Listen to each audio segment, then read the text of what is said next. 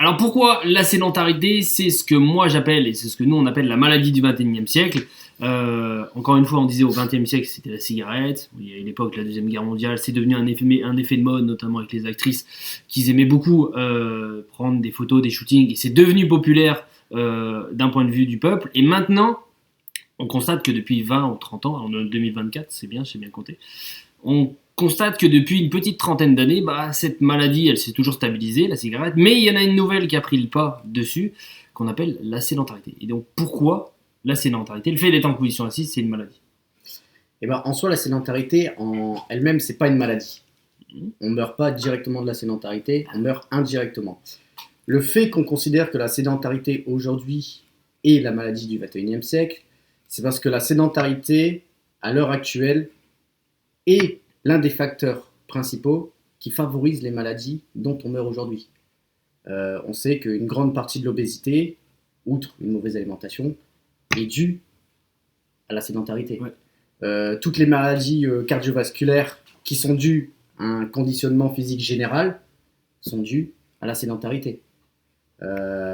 Toutes les choses qui fait que maintenant on a des adultes à 30-35 ans qui font déjà des AVC et des infarctus, on sait que le manque de conditions physiques et donc la sédentarité y est pour quelque chose. Donc c'est là entre guillemets le pouvoir de la sédentarité, si la sédentarité était un super méchant, c'est que lorsqu'il nous arrive quelque chose, on ne dit pas directement c'est la sédentarité. Je suis en situation d'obésité, c'est juste la nourriture. Alors que souvent, il y a la nourriture, mais il y a une grande partie aussi de la sédentarité. Les maladies cardiovasculaires, pareil, le fait qu'il y ait des personnes qui, à 40 ans, sont incapables de se lever de leur fauteuil sans se tenir, c'est dû à un déconditionnement physique qui est orchestré par la sédentarité. Donc la sédentarité est une maladie, mais qui engendre toutes les autres maladies par lesquelles là on peut mourir. Un effet de domino. Exactement. Et comme, encore une fois, le muscle le plus important du corps, c'est le cœur. Et lorsque je suis en position assise, il n'y a aucune variation. Je rappelle qu'on est issu de ce qu'on appelle les chasseurs-cueilleurs. On était H24 en mouvement, on chassait des proies, on mangeait très très peu.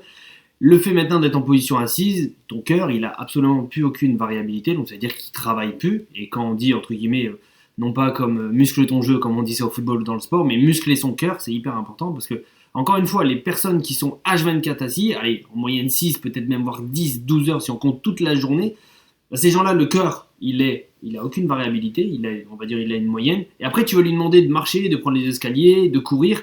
Donc tu vas lui demander de faire un sport extrême. On dit un petit peu depuis l'histoire de l'humanité qu'on vit toujours sur des extrêmes, un peu comme la politique, extrême gauche, extrême droite. Là, c'est exactement la même chose. On passe d'un extrême à un autre.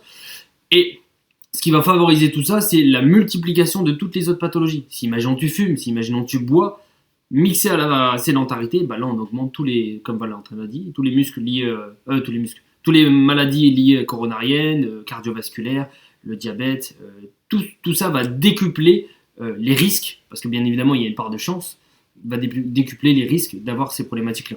Quand je dis une part de chance, il y a des gens, c'est comme ça, c'est la nature, il y a des gens qui vont rester assis toute leur vie et qui vont, entre guillemets, décéder à 88 ans et qui auront plutôt bien vieilli. Et ça, c'est vraiment rare. La nature est tellement bien faite que généralement, elle nous met un coup dans la patte bien avant. Et souvent, il y a un déclic, et c'est pour ça qu'avec les personnes avec qui nous on travaille, il est toujours arrivé un déclic, il est toujours arrivé un burn-out, il est toujours arrivé le fait qu'on se regarde dans le miroir et en vrai, on est peut-être un peu trop gros, on a un sentiment de dégoût. Et c'est ce déclic-là qui fait prendre conscience aux gens que, finalement, ça fait peut-être des années que je fais le con. Mais encore une fois, comme je disais sur l'ancien podcast, nous, on est issus d'une génération, les générations de nos parents et de nos grands-parents, on a appris cette éducation de la position assise dans le sens où c'était quelque chose pour se reposer. Encore une fois, si là tu es en position assise, je suis fatigué, je vais être en position assise pendant 6 heures, je vais me relever, je serai toujours fatigué. Ça se saurait si la position assise, elle nous reposait. Elle nous fatigue parce qu'encore une fois, on est inactif de ce point de vue-là. Exactement. Et pour donner des petits chiffres, selon l'OMS, 3,2 millions de personnes meurent de la sédentarité par an. Indirect, encore une fois. Et en France, plus de la moitié des adultes ne respectent pas l'activité physique qui serait normalement préconisée. Exactement. Donc pour dire que la sédentarité, c'est quelque chose qu'on ne voit pas, c'est quelque chose qu'on vit. Et c'est quelque chose de très vicieux parce que quand on le vit 1 ou 2 journées, ça fait rien. Mais quand on le vit pendant 15 ans, c'est là que, entre guillemets, tous les risques grossissent et qu'on finit par avoir des pathologies et des maladies qui réduit considérablement notre espérance de vie. Et c'est pour ça que nous, on préconise le mouvement pour vivre le plus longtemps possible, mais en bonne santé. Parce que vivre 90 ans, mais finir alité, c'est pas l'idéal. Alors que avoir 90 ans et faire encore des tractions, c'est magnifique. Mais ça, c'est peu de gens. Encore une fois, la grande problématique, c'est l'installation. Et ça, c'est valable si, peu importe dans la vie, tu as des objectifs, tu as des rêves. Le confort tue les gens. Quand nous, on parle de confort, là, on va le parler d'une manière de la position assise. Ça parle en vrai à tout le monde. Le fait qu'on a 20, 22 ans, puis on fait du sport, on est dans une discipline, dans une association, on a toujours du mouvement malgré qu'on vient de finir nos études, peut-être qu'on travaille dans le secteur tertiaire en position assise, mais dès lors, généralement, après, on fait un petit peu la fête, on rencontre quelqu'un, donc on a beaucoup plus cette période sédentaire parce qu'on est en couple avec la personne, ce qui est normal, c'est physiologique, mais après, on grossit un petit peu, on arrête peut-être cette pratique sportive, on trouve les meilleures astuces pour moins bouger, prendre un taxi, aller plus au cinéma, regarder plus de séries, prendre l'escalator, tout ça mis bout à bout, c'est des détails, mais détails, sur des mois et sur des années, ça fait qu'on prend du poids, donc déjà ça c'est la logique numéro 1 d'un point de vue physique, mais c'est surtout qu'on subit ce qu'on appelle un déconditionnement physique. Quand on parle de déconditionnement physique, c'est qu'on se sent de moins en moins fort avec le temps. Généralement, il n'est pas normal qu'à 25, 30, 35, même 40 ans, que tu te lèves de ta chaise et que tu avais marché pendant 1 km et qu'au bout de 500 mètres, tu sens que ton cœur il vole. Ça, c'est anormal. C'est l'une des conséquences de la sédentarité. Le fait d'être encore une fois en position assise, ton cœur, il n'a aucune variabilité et tu vas lui demander de faire quelque chose à l'extrême de ça. Donc, le fait d'avoir un confort, et c'est pour ça que c'est très compliqué quand on parlait d'habitude, créer une habitude c'est facile, mais enlever une habitude pendant 10 ou 15 ans où tu as été en position assise, et moi là je viens de choper entre guillemets, et je te dis bouge de ta chaise, tu vas me regarder, tu vas me dire mon coco, je reste sur ma chaise, je suis très bien, j'ai pas besoin de faire d'exercice, je suis fit. Et encore une fois, c'est là où les personnes se trompent, c'est pas parce qu'on est fit qu'on est en bonne santé, ça veut strictement rien dire. Parce que je rappelle que pour être en bonne santé, le mouvement, quand je parle de mouvement, c'est l'activité physique, c'est la marche, c'est les escaliers, c'est grimper, ramper, c'est tous ces problématiques, enfin pas toutes ces problématiques, tout ce mouvement-là. Et quand on est en position assise, on respecte absolument pas ça. Et si on veut vivre encore une fois en bonne santé, on se doit de faire ces choses-là. Donc voilà pourquoi, entre guillemets, c'est quelque chose qu'il faut prendre en considération et que dans tous les cas, le corps est tellement bien fait que ça arrivera un jour ou l'autre. Et encore une fois, quand on parlait de la dernière fois oui, on parlait de la nutrition, je préfère manger McDo tous les jours, matin, midi et soir, et avoir mon 15 000, 20 000 pas, parce qu'encore une fois, quand tu es en position assise, et c'est ce qui se passe dans le déconditionnement, quand je suis en position assise, mes cellules, ils s'encrassent. Ça veut dire quoi? Ça veut dire que quand je suis en position assise, mes cellules, ils vont s'encrasser, mes organes, ils vont moins bien travailler, mes muscles, ils vont moins bien travailler, mes articulations, mes fascias. Mes fascias, c'est une espèce de grande toile d'araignée qui protège des articulations, qui lubrifie tout ça. Si tout ça mis bout en bout, mois après mois, année après, ça fait qu'on est beaucoup moins fort. Et si on est beaucoup moins fort, on a plus en plus la flemme. On se dit c'est mort, en fait je vieillis, c'est physiologique, en fait je suis gros, j'aurai toujours un petit bidon.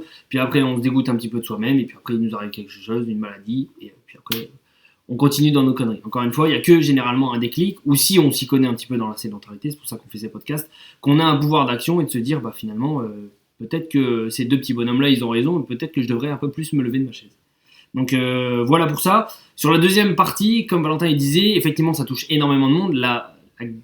Le gros avantage, entre guillemets, de la sédentarité, c'est malheureux de le dire comme ça, c'est que déjà aux États-Unis, c'est devenu un enjeu de santé publique majeur. Déjà qu'eux, ils mangent très mal, une malnutrition, merci à eux. On a récupéré un petit peu ce mode de vie-là. Je parle beaucoup, je sais. Ouais, ça, tu causes, là. Je débite là. Et la deuxième chose, c'est que les gens sont encore plus en plus en position assise parce que c'est les Américains. Et encore une fois, on récupère tout ça Contrairement à d'autres épidémies, parce que quand on parle de maladie, ça peut être considéré comme une épidémie, au vu du nombre de morts qu'il y a, et surtout de manière implicite, encore une fois, c'est indirect, c'est pas direct, on meurt pas parce qu'on est en position assise, c'est que cette position assise-là, encore une fois, elle a des effets invisibles. Contrairement aux autres pathologies, aux autres épidémies, le typhus, le choléra, tout ce que tu veux et tout, là c'est le monde entier qui est touché, que ce soit l'Asie, même si en Asie il bouge pas mal, il y a quand même énormément de buildings maintenant qui ont été créés, ça s'est un peu américanisé, donc les gens travaillent beaucoup en position assise, que ce soit en Afrique, que ce soit un petit peu partout. C'est pour ça que cette épidémie, elle touche tout le monde, on est en 2024, ça fait 30 ans que ça arrive, là on commence, en plus on avait regardé une vidéo où ils commençaient à s'interroger sur « Ah oui, c'est vrai que les personnes prennent du poids, il y a des... Alors que ça fait déjà 15 ans qu'on en parle sur ces problématiques-là, et au plus on va avancer dans le temps, parce qu'au plus on a, et c'est là où on va parler, au plus on a, que ce soit des technologies, des loisirs passifs, ou on a des choses qui vont nous faire rester dans notre bulle, et on va bouger de moins en moins. Exactement. Et du coup, ce qu'il faut savoir aussi, c'est que la sédentarité, outre les dégâts physiques qu'elle peut provoquer, il y a aussi les dégâts psychologiques. Oui. On sait que la sédentarité va favoriser l'anxiété, la dépression et donc tout ce qui est lié au travail, burn-out, tout ça et tout. Donc il y a vraiment, la sédentarité touche vraiment tous les aspects de la santé en général, tant physiques que mentaux. C'est surtout que ça fait dépenser de l'argent. Hein. Exactement, et du coup c'est un énorme coût, ne serait-ce que pour les services de santé des milliards, des différents pays. On a un article, des milliards et des milliards. C'est ça.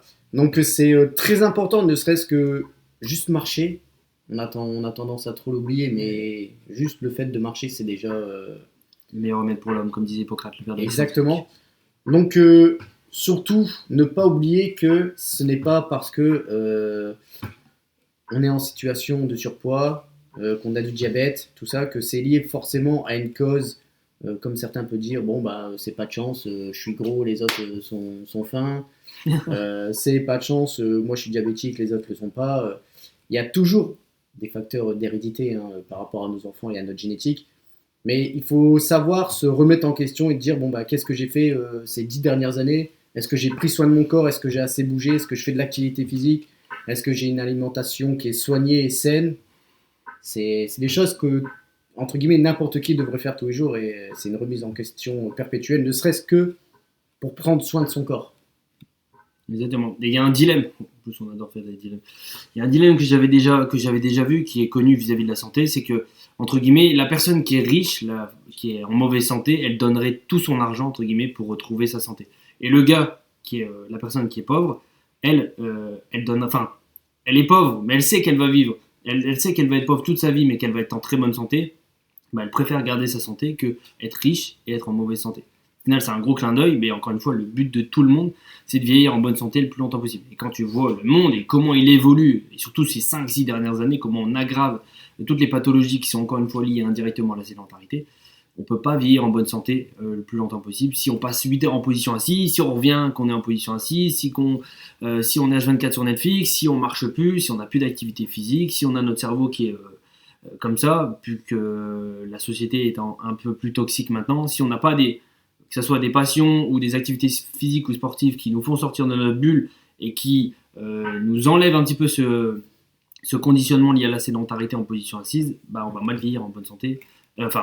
En mauvaise santé, ça sera pas la meilleure des choses. Donc la question qu'on pourrait se poser, c'est comment. Donc là, on a déjà un petit peu dit les problèmes économiques, les problèmes qui étaient liés individuellement, même aux entreprises, le fait que ça coûtait de l'argent aux entreprises, même à la santé. Comment, de manière individuelle, les personnes, si ça se trouve, la personne qui a là, ils peuvent lutter contre la sédentarité au quotidien, avec des actions simples, des choses simples. Bah, tout simplement de réutiliser leur corps. Ça passe par prendre les escaliers au lieu de l'escalator ou de l'ascenseur, marcher au lieu de prendre une trottinette électrique, le week-end, au lieu de rester avec ses enfants à la maison et regarder la télé, c'est d'aller au parc, d'aller au zoo, de se balader tout simplement. En fait, c'est juste de réapprendre, entre guillemets, à profiter des choses simples. Et la chose la plus bête, c'est de refaire de l'activité physique. Ça, c'est... on peut entendre X ou Y excuses qui dit moi j'ai pas le temps de faire du sport, ne serait-ce que faire des routines matinales qui durent 10 minutes et des routines du soir qui durent 10 minutes. Ce serait vraiment déplacé que quelqu'un dise j'ai pas 20 minutes dans une journée. Tout le monde, même si t'es chef d'entreprise, même si t'es ce que tu veux, tout le monde a 20 minutes. La génération actuelle, on passe des heures à scroller sur internet, on passe des heures devant la télé. Tout le monde n'a ne serait-ce que 30 à 40 minutes par jour qui pourrait libérer pour faire une séance de sport. Donc tout simplement, si ce n'est pas via les séances de sport directement, c'est tout simplement de réapprendre à bouger, de réapprendre à faire ces petites choses simples. Si on doit aller faire des courses et que le magasin n'est pas très loin, au lieu de prendre la voiture, on y va à pied, on prend un peu plus de temps, on réapprend à marcher, on réapprend à profiter, à prendre l'air, à faire des sorties longues avec ses animaux de compagnie si on a des chiens et tout ça. C'est tout simplement bouger. Ce serait vraiment ça, bouger. Exactement. Et comme moi j'aime bien dire, dans la sédentarité, donc là on a ce qu'on appelle 6 fondations de la santé. On a mieux voir, parce qu'on a H24 sur des écrans, on a mieux bouger, mieux manger, les gens mangent très mal, mieux dormir, on dort pas bien, encore une fois, en grande partie à cause des écrans, mieux penser quand on est en position assise, le cerveau il réfléchit mal, parce que on a été créé pour bouger, et ce qu'on appelle la neurogénèse, la création de nouveaux neurones se fait uniquement lorsque je bouge. Donc si je passe 8 heures en position assise et que j'ai plein de dossiers, que j'ai des collègues entre guillemets qui me saoulent et que mon patron il me saoule, mon cerveau il peut pas réfléchir. Et mieux, j'ai dit mieux dormir, mieux penser, mieux respirer. La respiration quand je suis en position assise, elle est très mauvaise. La grande problématique de la sédentarité, c'est qu'on ne respecte pas cette fondation de la santé qui est la plus importante, mieux bouger, mais les 3 quarts du temps, on ne respecte même pas les autres. Parce qu'on est H24 sur des écrans, donc on a une fatigue visuelle, on part de la fatigue mentale, on mange très mal parce qu'encore une fois, on n'a pas le temps, on respire mal, et tout ça mis de bout en bout, ça fait que petit à petit, je me déconditionne, j'ai une santé qui est de plus en plus dégueulasse et je peux pas, encore une fois, vivre en bonne santé le plus longtemps possible. Et comme tu le disais, même 30 à 40 minutes, des fois, je sais que ça peut être compliqué pour des personnes, que ce soit nous ou que ce soit plein de personnes ou plein de coachs, tu peux faire des hits ou tu peux faire des séances en 5 minutes. En 5 minutes, entre guillemets, ça te tabasse. T'as ta séance de sport en 5 minutes. 5 minutes, tu peux te dire c'est rien, mais c'est mieux 5 minutes d'activité que de rien faire. Le but du jeu, à chaque fois, c'est essayer de faire 1% de mieux chaque jour qu'on faisait auparavant. 1% plus 1% plus 1%. Si tu fais les accumuler chaque jour, ça te fait déjà 30% au bout du mois. Rien que sur ce que tu as fait sur tes 15 dernières années, si en un mois tu changes pas mal d'habitude, t'imagines le pouvoir d'action que tu peux faire. Exactement. Donc voilà pour ce petit podcast. Donc tu as compris que c'était vraiment une épidémie et qu'on a un rôle d'action. Bien évidemment, on subit toutes ces choses parce qu'il y a des choses où on travaille en position assise, on n'a pas vraiment le pouvoir là-dessus, mais de manière individuelle, on peut changer les choses avec des petits tips au quotidien, comme marcher, comme bouger. Et bien évidemment, il y a plein de choses qu'on verra par la suite pour avoir un meilleur pouvoir d'action et éviter tous les effets délétères qui sont liés à la position assise. Je te souhaite une bonne journée, on se dit à très vite.